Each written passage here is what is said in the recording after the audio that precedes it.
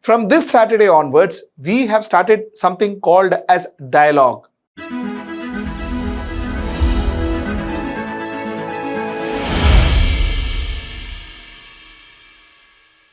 Dialogue is inviting experts to the studio or through Zoom connection or online, speaking to them about topics that are relevant to the country and topics that a common person, common people in India would like to understand.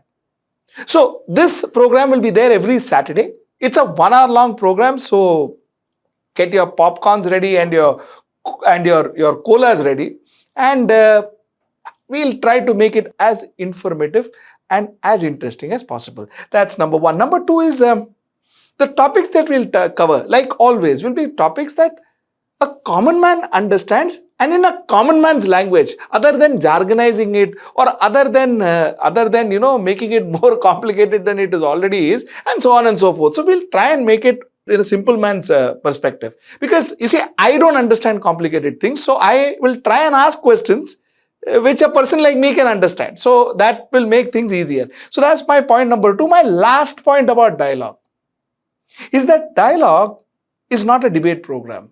While I have more than 1 or 2 or 3 guests, but it is not a debate program. We will not have any shouting matches here, and if you think that, we are going to create some interesting fights and somebody walking out and somebody throwing something and all that is not going to happen in dialogue.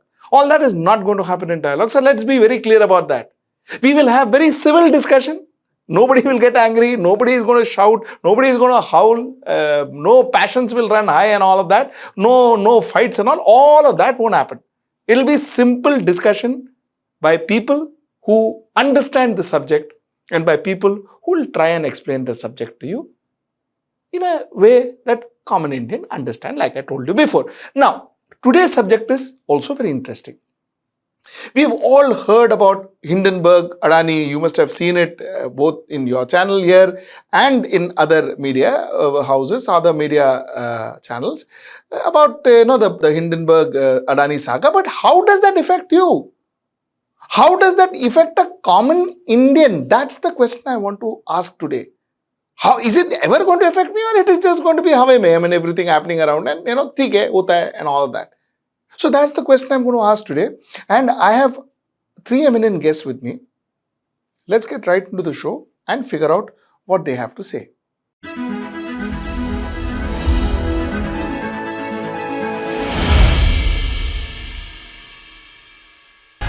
Gentlemen, thank you so much for joining me. Let me introduce my panel. To my left is Dr. Arun Kumar. He doesn't need introduction. We see him in our channel. So Dr. Arun Kumar. To my right is Mr. Sunil Shah, who is an industry expert in markets, stock markets. And of course, Mr. Anand Vardhan, senior journalist, editor of The Public. So I have a very eminent bunch of guests as always. So sir, let's get directly into the question. Professor Saab, I want to ask you a very pointed question. What exactly has happened with Adani, and does it affect a common man? Whatever happened in the Adani saga, does it affect a common man? That's my question. So, the first things to appreciate is what has been going on vis-a-vis the Adani episode. Capitalism is synonymous with the cronyism. Usually, whether you see Enron in the US, to bring Enron into India, Kissinger and so on, they all came, to put pressure on the Indian government, you see in other countries also, Korea, Japan, chai balls were created and many presidents had to resign. The prime minister in Japan had to resign in the early 90s, and in India also big businesses expanded with connections with the political bosses. But you see, the only thing is that this Adani episode is an astounding level.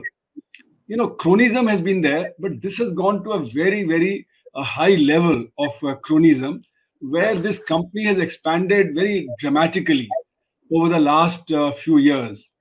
And that is what is the surprising thing, that, nobody took note of it. The SEBI, the other agencies, they were not taking note of the fact that their share price was going up so high.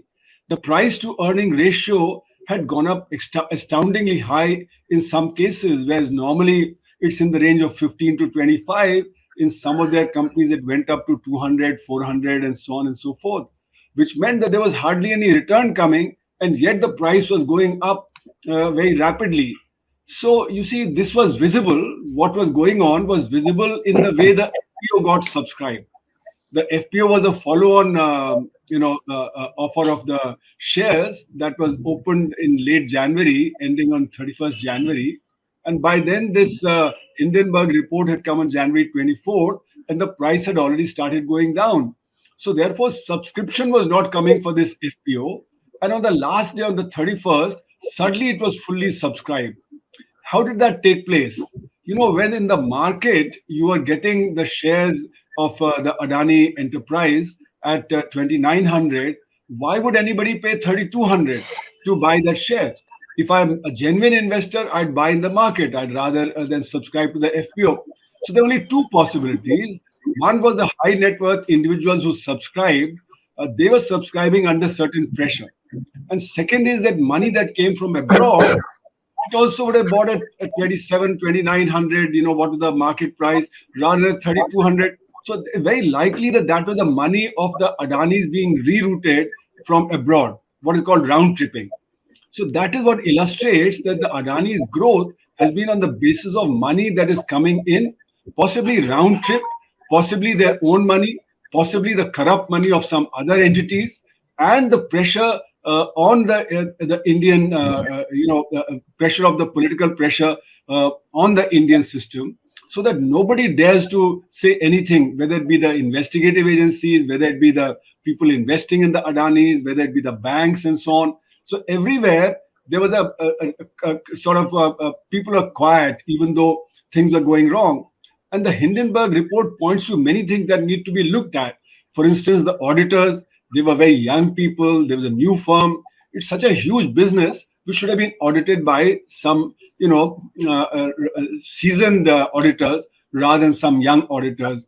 Typically, when I've talked to auditors, they say, look, I'm being paid by the businessman, so I'm going to do and sign whatever they say.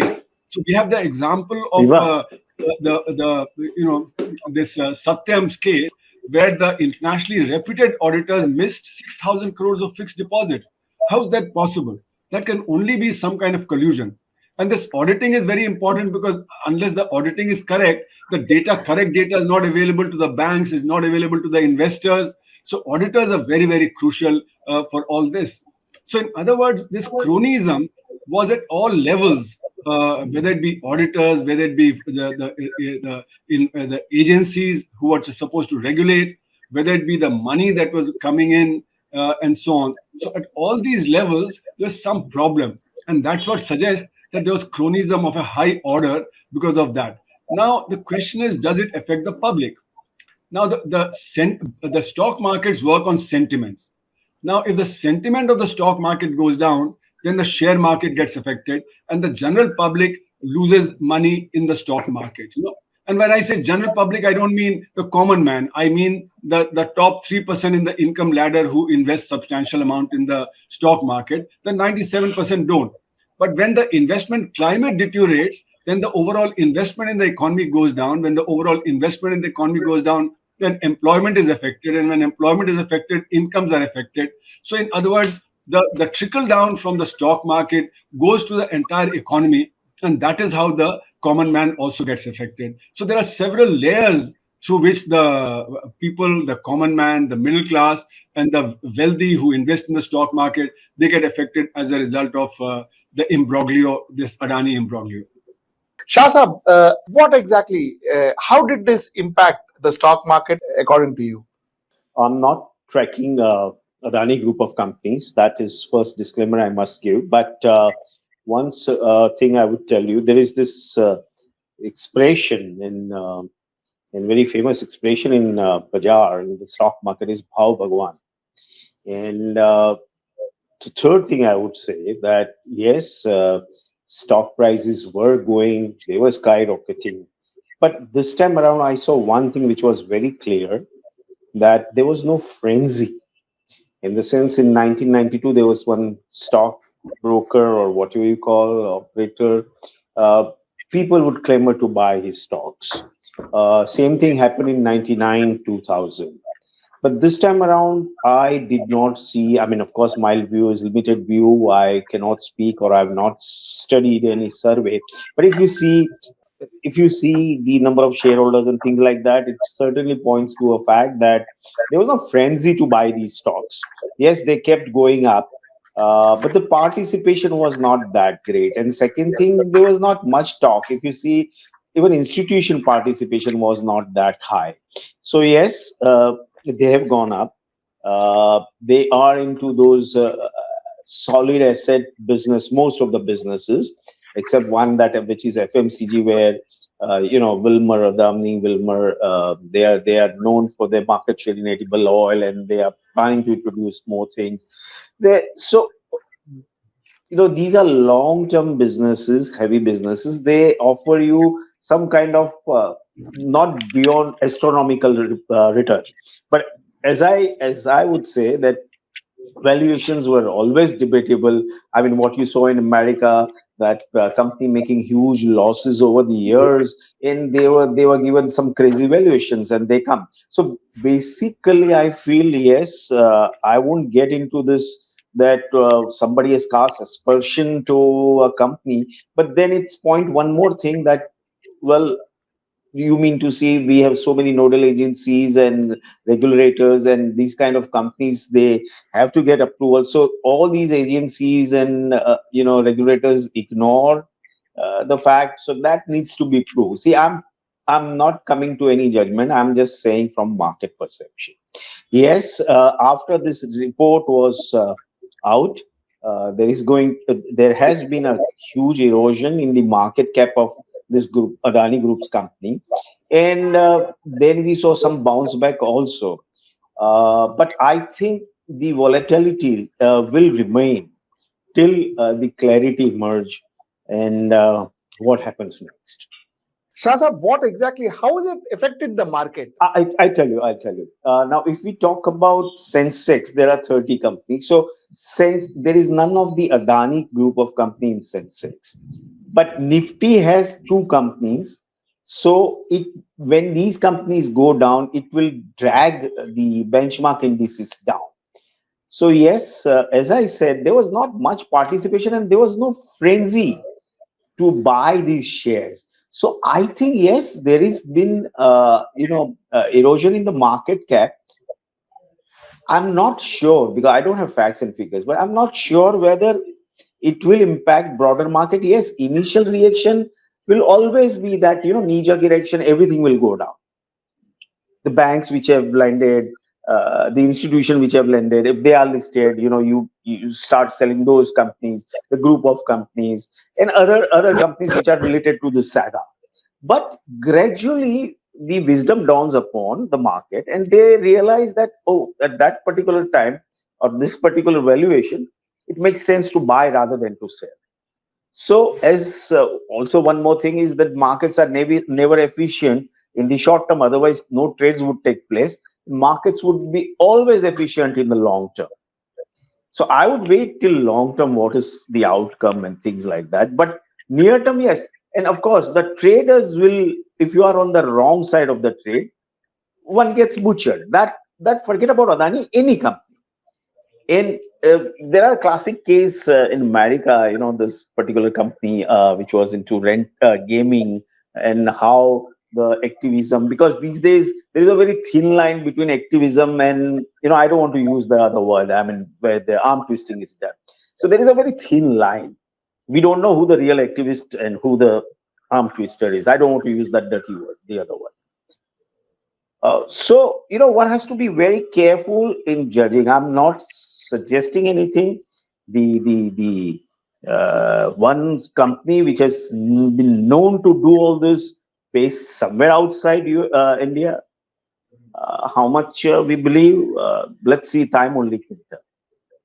Okay, so Singh Saab, coming to you, I want to ask you, like Mr. Shah just said, that whether it is activism or whether it is arm twisting, one doesn't know. Now, tell me, in this case, the Hindenburg Adani case, what exactly happened here?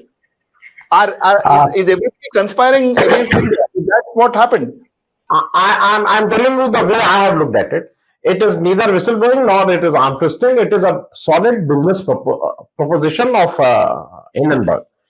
They saw opportunity 2 years back. There is a company who is jacking up its shares, which they jacked up in 2022 only from 1700 to 4100.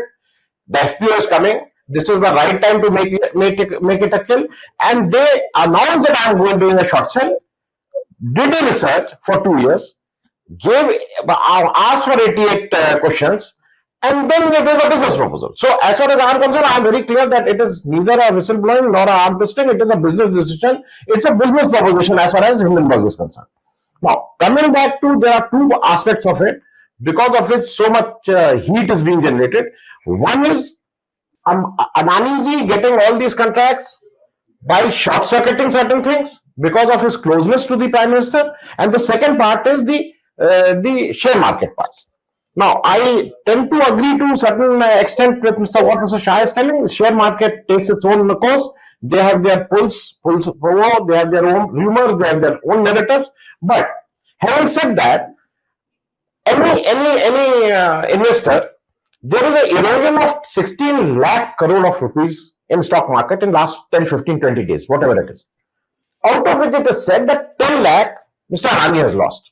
What about the 6 lakhs which me, you, or any normal investor has lost?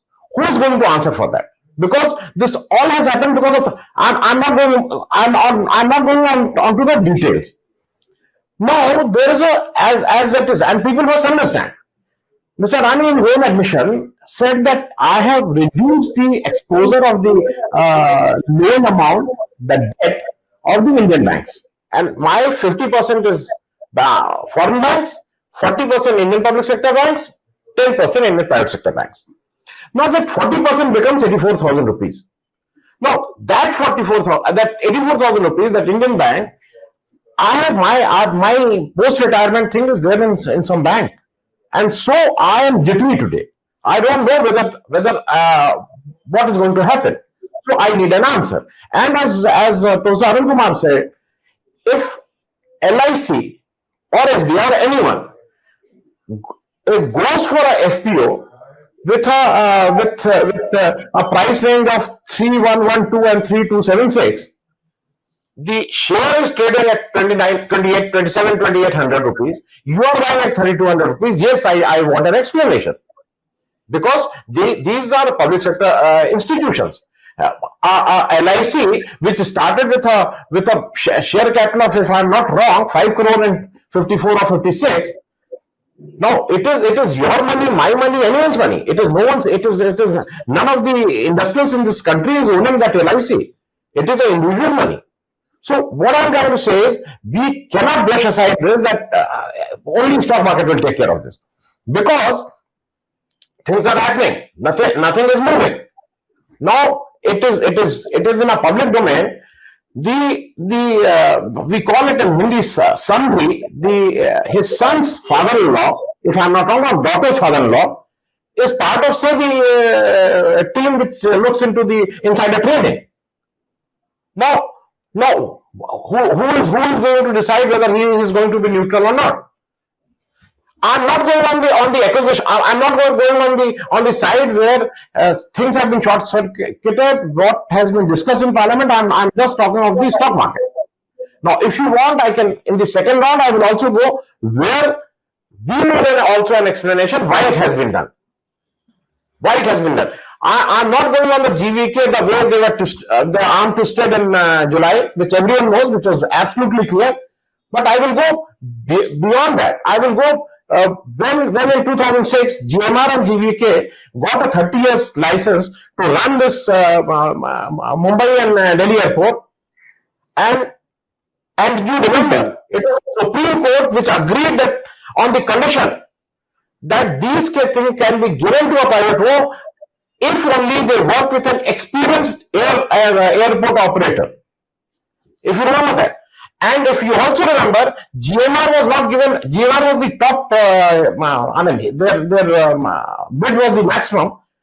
They were not given Delhi and Bombay both because it was thought that there should be a competition, so it should not be given to one person. That is why GVK went to Mumbai.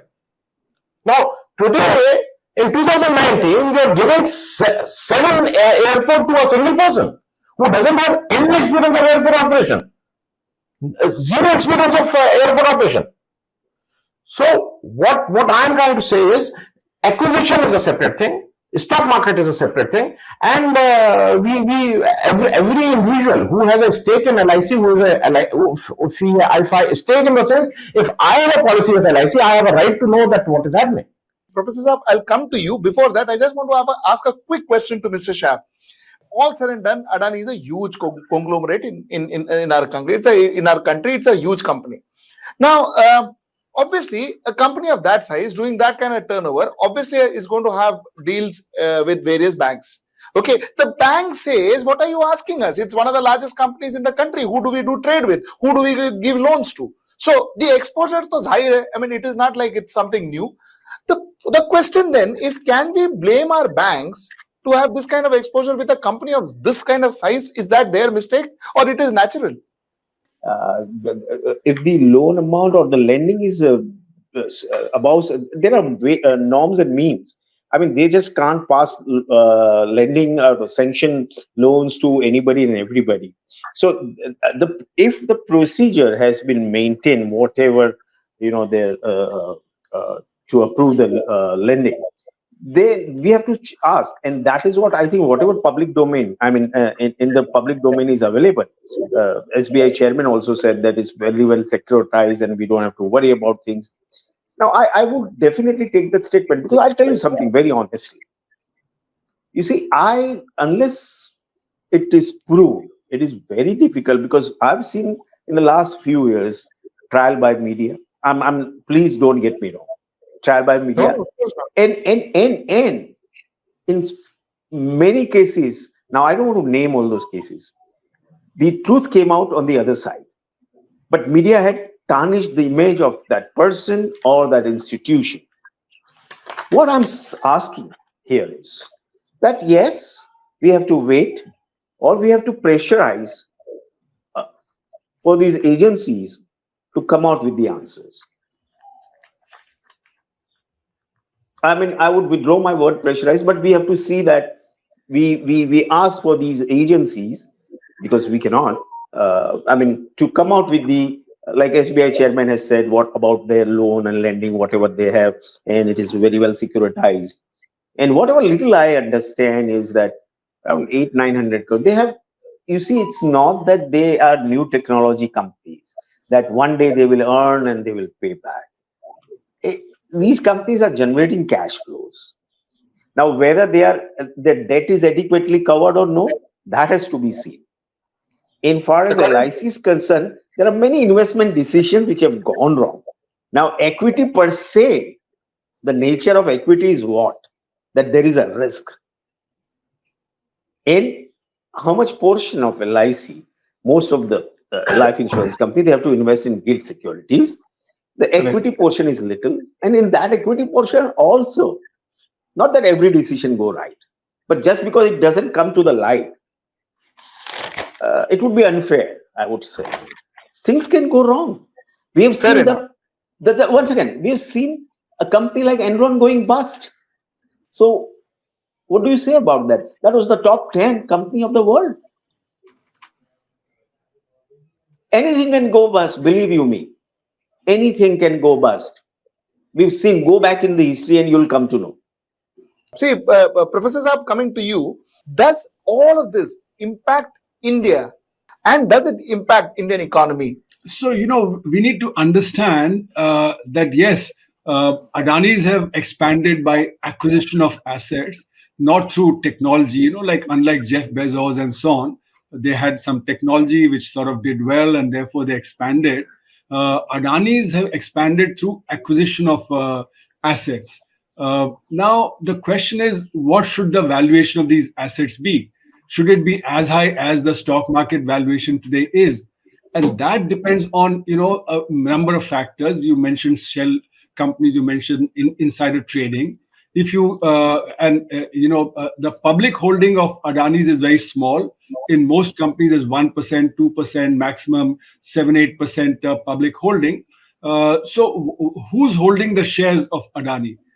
Is it institutional investors? Is it LIC? Is it the Adanis themselves through round tripping of funds? And then play the thing, because you see the market is very thin. So by keeping on investing and raising money from the banks, you can keep on raising your price. So is the Adani companies, which is valued at say 16-17 lakh crore, is that the correct valuation?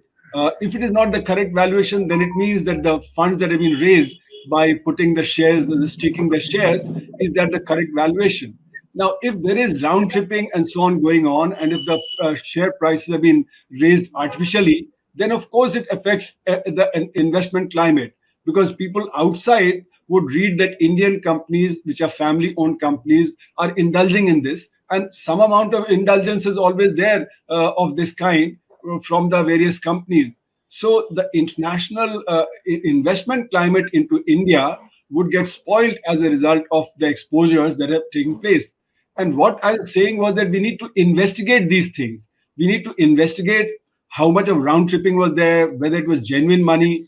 As I was reading today, the SEBI is also investigating whether it was the money of the Adanis themselves which came back into the FPOs through the external sector, through the Dubai companies and so on. Now, if that is the case, then it's an illegality, because you can't be putting the owner cannot be putting his own money into his own company while the FPO or the IPO is on. So, in other words, there are many things that the Hindenburg report points to, which need to be investigated by the agencies, the investigating agencies, whether the valuation was correct, whether the valuation was being manipulated to make it very high, and whether that was causing the problem as far as the Indian economy and the Indian stock markets are concerned.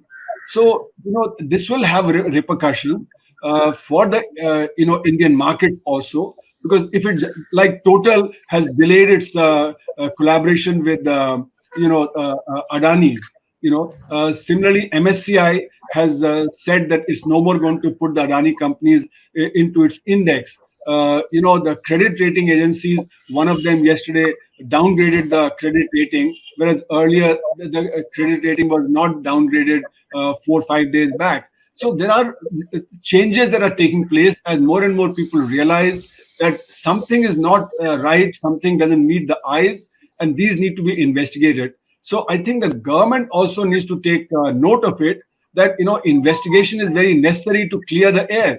How much manipulation was there and how much it was not there.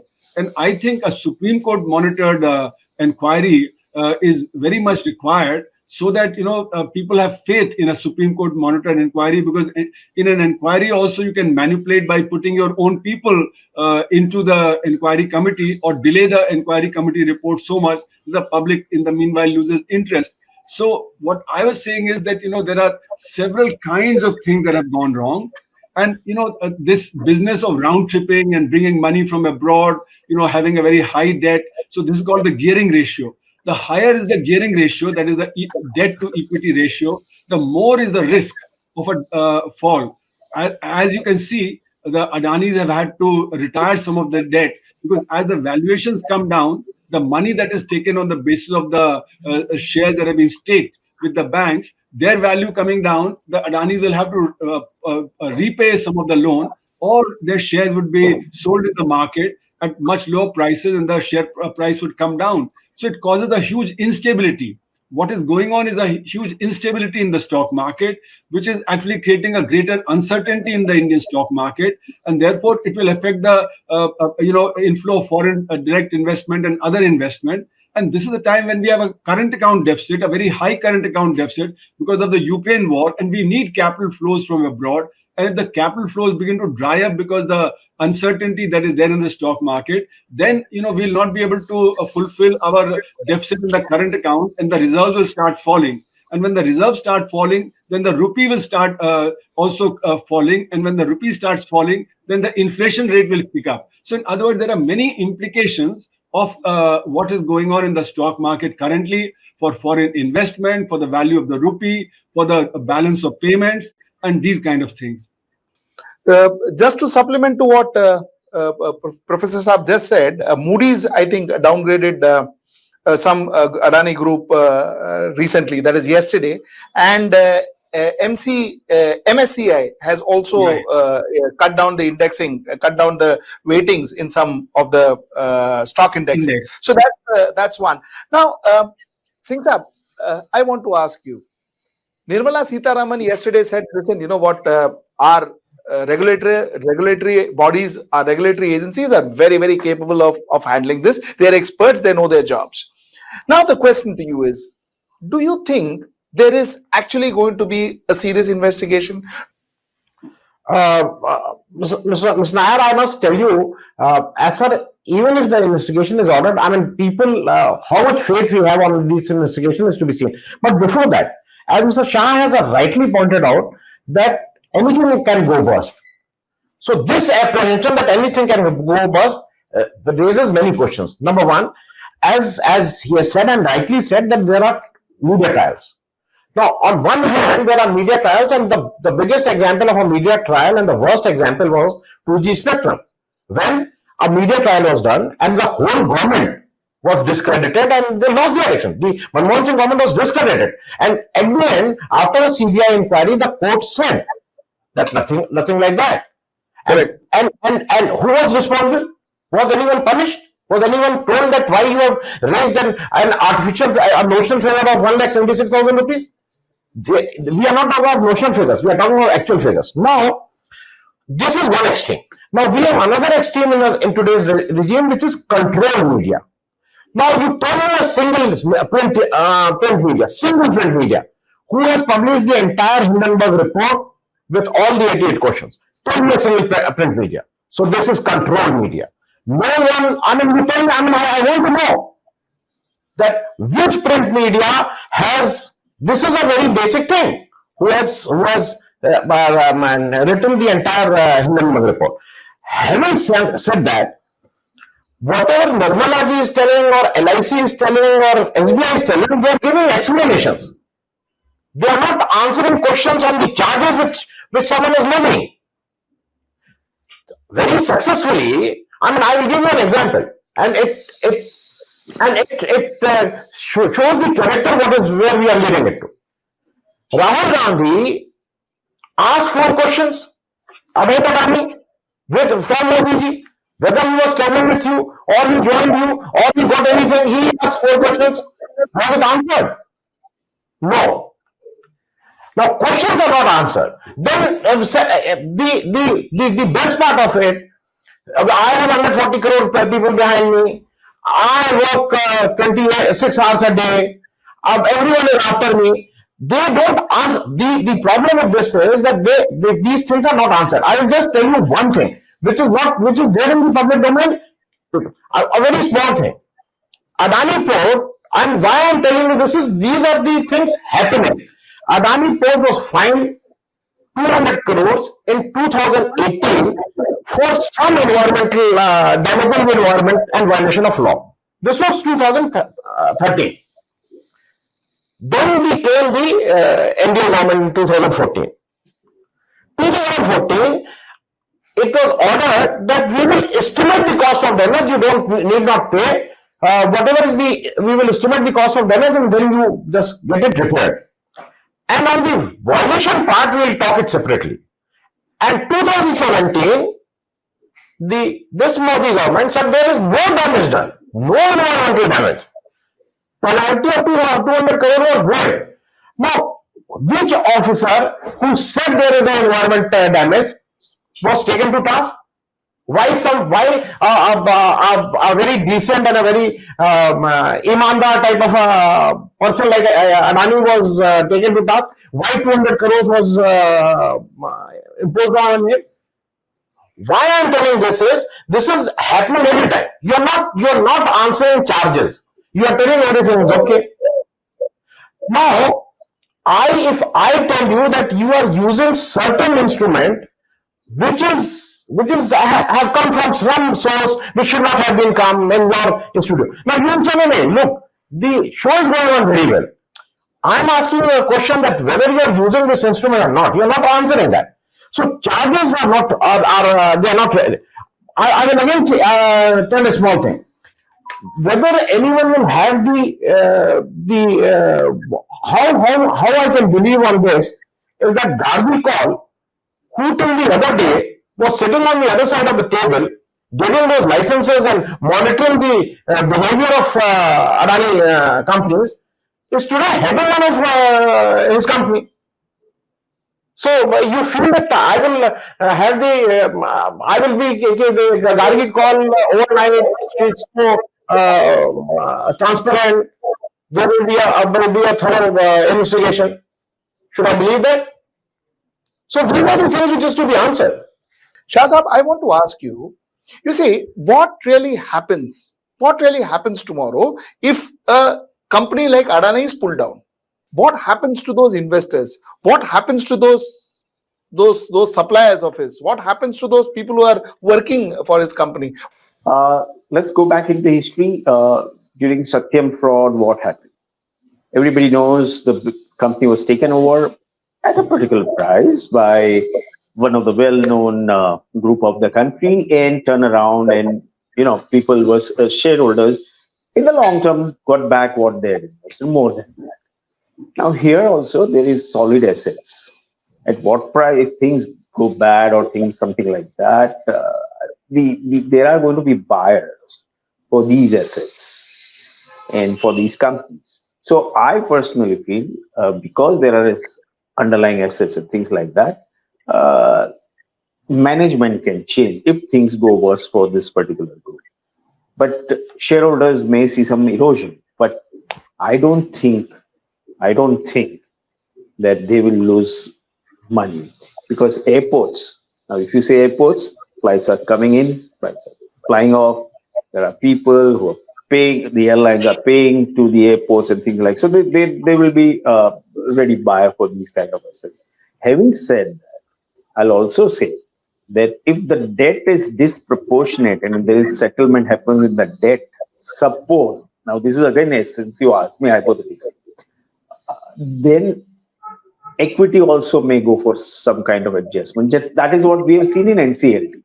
But the fact is that always there is an effort to salvage the interest of every stakeholder. Now, I don't know what happens in this case, but I've seen any very small companies also, and which have gone bust or things like that. The interest of the employees and the debt was recalibrated, or rather, what would I say, reduction in debt happened, and there was settlement, but company revived. So I think it's not all lost, even if that scenario emerges. Shah Sahab, I may sound sanguine, but I've seen those. What Shah Sahab says is, okay, the stakeholders will be taken care of, but we have also seen, which I am not completely saying no, of course, in a lot of cases, a lot of stakeholders were taken care of, especially in case of Satyam and some other companies. That's it. But we have also seen cases like companies like Kingfisher, wherein, there were a huge amount of layoffs, people committed suicide, employees committed suicide, the suppliers were not paid for years, and most of them are kaput. I know of some who went complete bankrupt, and all of that. My question, Professor, is almost same. What happens to people who are allied to these kind of companies? What happens to them? Most importantly, what happens to the economy? Because Adani is no small group. So, you're right. I think we need to see why a company is failing. I think that's the central question. A company can fail because the economy takes a downturn and therefore the profits come down. And that could be a genuine reason why the company fails. But there could be other reasons why a company fails, because what it was doing in terms of its balance sheet, what it was doing in terms of round tripping, and therefore the debt to GDP ratio is high. And when the company starts coming down, its share price starts coming down, it could fail. like manipulations took place in Kingfisher, and you mentioned Kingfisher. There are also the Jet Airways. A large number of employees lost their job, and Jet has not yet been revived. There are so many other companies. There are 2,500 companies that disappeared in the 1990s after floating equity in the stock market. So there are any number of things that can keep happening for any number of reasons. And it's not always the case that those companies will get taken over, or their employees will not lose out, their suppliers will not lose out. So in some cases where the companies get taken over, there could be the NCLT case, there could be the bankruptcy case, and so on, and where their assets get taken over by somebody else. But that doesn't mean the same set of people will be employed. It could be a different set of people who get employed, and the people who were employed there earlier, they would lose out. So I'm not saying that those who are in Kingfisher would not have found work somewhere else. They may be working somewhere else. But the point is that they went through a lot of stress, and nobody can compensate them for the stress that they went through. So in other words, you see, when companies, and especially big companies like Adani's, when they fail, then their employees, their people who their suppliers, then the market in which they are operating, for instance, they're into infrastructure. Now, if infrastructure gets disturbed, then a whole range of other people who depend on the infrastructure, they will also get disturbed. If your power sector gets disturbed, then the power supply could be disturbed in the economy. There could be power shortages if the companies close down. If you are into roads and they have problems, then the government would have to acquire those assets, because others may not be willing to acquire those assets immediately, and then the taxpayer money would have to go in there. Suppose, for instance, the State Bank of India loses money because the valuations at which they lent out the money, those valuations come down, then there'll be losses on the balance sheet of the State Bank of India, which would mean that the spread between the lending and the deposit, that could increase, and therefore the people who are borrowing from State Bank of India, they could suffer. LIC's valuation could suffer, and therefore what LIC could pay, that could suffer, and the shareholders of the LIC could suffer. So there are many things when such huge entities like the Adani's, which are into all kinds of infrastructure, which have borrowed from all kinds of sources, and which have a presence in all kinds of sectors, when they begin to fail, it is hard to predict how much losses everybody would make. But there are possibilities. So while it is said that the LIC has a very small share compared to the total of the LIC investments, yes, that's true. But if the LIC begins to make losses here, the stock markets begin to go down, then the LIC losses will be much larger. If the State Bank of India, if they lose out in terms of the valuation at which they had lent out, and then the Adani's then begin to sort of keep selling the shares, the share market comes down further. Then again, as the share market comes down, then the valuation of other shares will also come down. So in other words, you see, a huge entity like Adani's will have multiplier effects in other sectors as well. And I think that's the important thing that we need to look at. Now, here, whether the investigative agencies will be able to do a proper investigation, that also is in doubt, because already the Supreme Court had earlier said that CBI is like the caged parrot. The powers that be may control the way the inquiries may be done. They may control the agencies which are supposed to inquire fairly. Look at the drugs case. Through the Adani port, 30,000 crores worth of drugs came in. And that what has happened in the last few years, nothing has come out on that. Why is it that inquiry, for one filmmaker's son who may have a tola or two of maybe some drug, he was in jail, and there was such a huge media trial there. But 30,000 crores worth of drugs came in, to the Adani port, and then second time the drugs came in, but nothing has happened in the last 4-5 years since those reports came. So, in other words, whether the agencies will be fair, that also needs to be thought through. And that's why I said Supreme Court monitored inquiry is probably required. At least maybe the Supreme Court judges would be more fair than maybe the agencies which are directly under the control of the government. So definitely an inquiry is required, because what the Hindenburg report has pointed out, what has come out in the FPO, and the manner in which the FPO was subscribed, the manner in which the foreign agencies, whether it's Total, whether it's MSCI, how they are reacting. Because of all these things, the big impact on the Indian economy that's likely, because of that, an inquiry is very essential at this point of time. Let me have the last round of questions, Singh Saab, and I'll start with you since Singh Saab, how do you see all of this concluding? Very, very quickly, even if you remember, we keep on quoting Satyam Computers and we keep on quoting Harshad Mehta. Even in the Harshad Mehta case, it was said that had it been given another 3 days or 5 days or 6 days time, everything he had sorted it out, everything. So this is not the case. The case is that everything is okay is not the idea. Everything, whether some short circuit was done, whether some rules were violated, whether some, I mean, that is more important for any healthy economy to thrive. I will give you a very small example because then it makes it very clear. Mr. Anil Ambani, that Reliance Capital, 40,000 crores. Today, it is being sold for 8,600 or something like that. Now, who lost that 32,000 crores? Who lost that? And from now, if you say now it has come from there, it has come, someone has lost. Who lost that 32,000?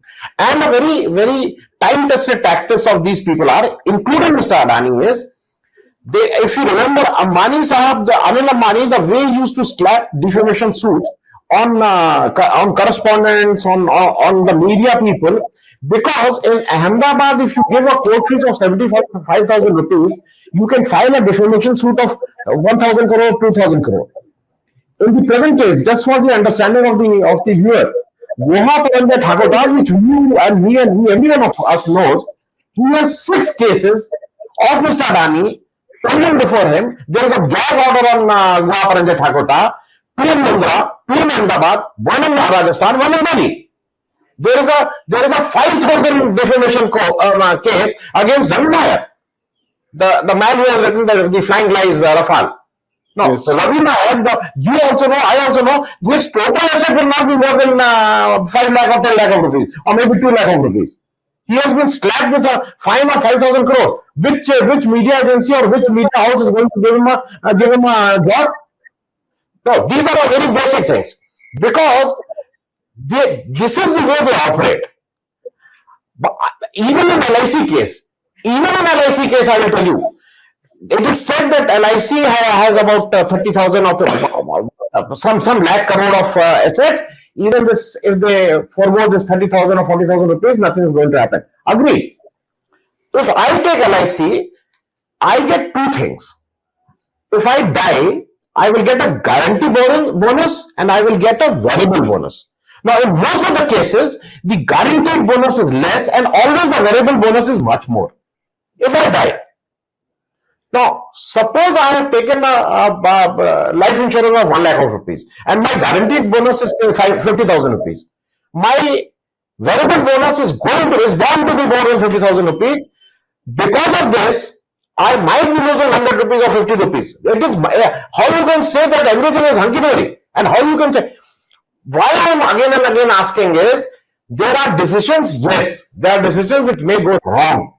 But if something is available at 2,700 rupees, if you are buying at 200 rupees, someone has to answer that who has taken this responsibility. And who was responsible for taking this decision? I know for LIC, there is an investment committee. It's not an individual who does that. But someone has taken that decision. Just before I conclude, why I am telling you these things are, these are not in public domain. People are talking of Godda thing, which has the power project which has been given to the electricity which is going to Bangladesh. Leave aside Bangladesh and everything. Leave aside the power project. Are you aware of this? That the original environment clearance was for the water to be used of river Chiru, and it has been changed to Ganga. Now they are using Ganga water, and there is no alternative environment plan given. The original plan which gave the permission for river Chiru, after somewhere it was, now they have got a permission to use Ganga water. Now, neither we are getting electricity, nor we are getting any tax, nor we are getting any income tax, nor we are getting any excise, nor we are getting any customs, nor we are getting any electricity. My environment is being polluted, my river water is being used, and then you say I should not raise voice because it hampers the growth of the country. So these are the pertinent questions which any Indian should must raise. Fair enough. So what? Like I said, just in one sentence, what do you see? How do you ideally see this all ending? In one This sentence. has to be, because to be honest, this is a matter of leadership, and I think ultimately it is the leader which has to answer these questions. It is not a matter of but he's taking a decision of the. It is a matter of leadership, political leadership. I am talking, and Correct. it is to be answered by a political leader only. Shah Sahab, what do you see? How do you see all of this ending? What will be the conclusion? Well, first of all, let me tell you something that I'm unlike my honorable fellow panelists, both of them. My knowledge domain is very, very narrow and limited. I am in the market, so my knowledge would not be as extensive as my fellow panelists, both. What I feel, how it ends, I hope it ends where everything fall in place. Yes, as Singh Saab saying, LIC, well, they have their committees and things, and there are processes before they invest in a company. Whether the processes were adhered to, that's what we have to find. If they were adhered to, then you can't question, just based on the outcome. I hope things fall in place in the larger interest, and yeah, that's what I want to say. Professor Saab. So, I would also say, like Mr. Shah said, that everything should end well, end well for the country. But the question is, when does something end well? Something ends well when the proper procedures are followed to make it end well, which means, we need to put substance into our regulation so that these kind of things don't happen in the future. Whatever irregularity has happened needs to be found out. Correctives need to be put in place. But I am, sanguine that actually this might not happen, because the strategy of the government at the moment is a twin strategy. The twin strategy is to create chai balls, big conglomerates, whether it be Adani's, Ambani's, Tata's, and so on. And on the other hand, keep the unorganized sector where it is, benefit the organized sector at the expense of the unorganized sector. So therefore, huge inequalities are getting created. And that is what is slowing the economy down. You saw even before the pandemic that for 8 quarters, the rate of growth of the economy fell from 8% to 3.1%. So the problem of demand was already manifesting itself prior to the pandemic. And even if you look at the pandemic period, the last 3 years, the average rate of growth is only 2.7% officially. But that doesn't include the unorganized sector. The unorganized sector is declining dramatically. And so the Indian economy is now in recession, is not growing at 7%. And the IMF is saying that it will grow at 7% is only because they take the government data only. They're not data collecting agencies. They take the government data, add 0.5%, subtract 0.5%, and they give the data. So the problem is that, the Indian economy is facing trouble because 94% people in the unorganized sector, they're facing problem. But the government strategy is to continue with this. That's why the Atmanirbhar Bharat package that was announced in May 2020 actually gave only 3 lakh crore rupees to the people who are losing incomes at a very large level out of 22 lakh crores. And most of that was credit to businesses and so on. It wasn't really support to the people who had suffered during the pandemic. So what I'm saying is that, I'm not very sure that the government is changing its strategy, where it would now say that we'll take care of the unorganized sector and let the organized sector cope with its own things. It is trying to create the chai balls. It is giving a lot of assets to the, the big businessmen in an attempt to create, world-class big businesses. But that is not a strategy that is good for the India, which is very poor. So therefore, I think the overall strategy needs to change. Regulation needs to be brought in, and this crony capitalism needs to be checked in a very big way. Unless that is done, we are going to continue to face these kind of problems, and we will persist. But I hope better sense prevails. I hope that we do tackle this problem so that in future we have a better future. Thank you so much, gentlemen. Thank you so much for coming to this show. What a pleasure talking to you.